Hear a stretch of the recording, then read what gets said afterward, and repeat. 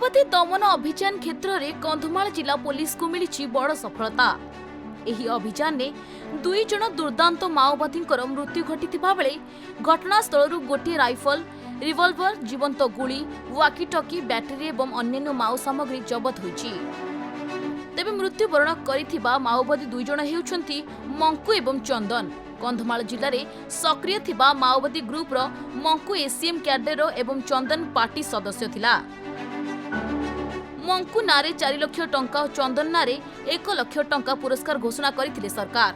संपृक्त अंचल में पुलिस पक्षरु व्यापक तलाशी अभियान कम्बिंग जारी रहिछि। तेबे ही माओ ऑपरेशन को लीड करथिले दक्षिणांचल आईजी नीति शेखर। 2 माओवादी को हत्या करिछि डीबीएफ बाहिनी। केंद्र सरकार महत्वाकांक्षी योजना रे कंधमाल जिलार पुलिस को मध्य सफलता मिली।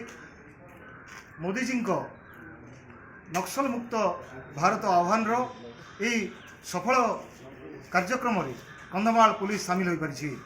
2 माओवादी ना 5 लाख अधिक टंकार पुरस्कार थिबा आज दक्षिणांचल आईजी ये सूचना दी सांबादिक सम्मेलन माध्यम एवं ये जो माओवादी मान राइफल, रिवॉल्वर सहित अन्यान्य गोलाबारूद जबत करा सहित वर्तमान कंधमाल जिलार विभिन्न दुर्गम अंचल में कम्बिंग ऑपरेशन जारी रही दक्षिणांचल आईजी नीति शेखर सूचना देती।